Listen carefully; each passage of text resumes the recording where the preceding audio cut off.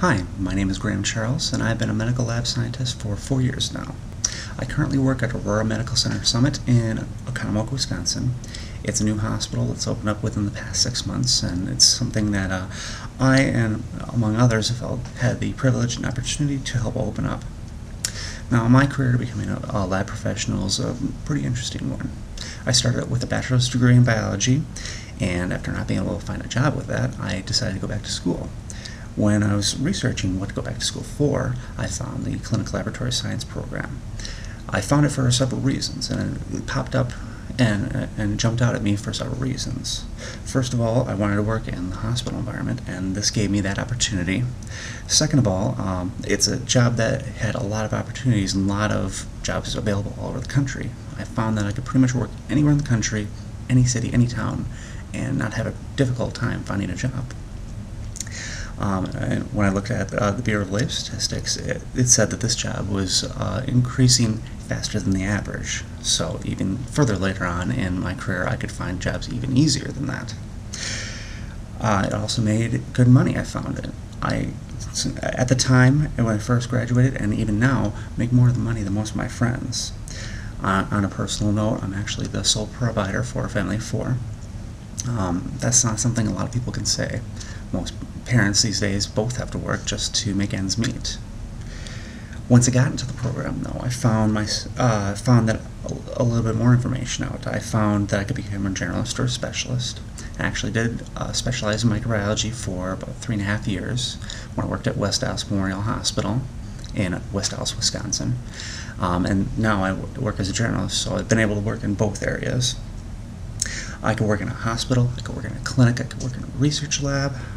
I could also work in a teaching position or in a management position in any one of those areas, whatever I wanted. I also had a lot of leadership roles available to me in school. I was the treasurer for the clinical laboratory science program. From that, I was able to get into the Dean's Black and Gold Committee. From that, I was able to get onto the Course and Curriculum Committee when I was going to UW Milwaukee. Once I got into the working world, I found myself constantly immersed in a challenging environment where knowledge and time management were essential skills to my success. That's opposed to most of my friends who, since graduating, haven't applied nearly as much information as they learned in school. Most of them have applied very little, in fact. Whereas I, on the other hand, have been able to apply most, if not all, of the information that I've acquired over the years. Now, of all the things that are important to me, the one thing that is the most important to me is the opportunity for advancement. Now, in most careers, that means that I'm going to have to wait several years, if not, maybe even a decade, to obtain some sort of advancement, because it's based on seniority. In my career, though, it's based less on seniority and more on what your abilities are, what you're willing to do. Basically how good of a resume you've built up or are willing to build up. Also, I've had a lot of leadership roles at work, which have helped me towards advancement. I've been on the LEAM team. I've been the key operator for reproductive cultures when I worked in microbiology at West Dallas Memorial Hospital. I currently am the key operator for microbiology and hematology at Aurora Summit Hospital, where I work right now.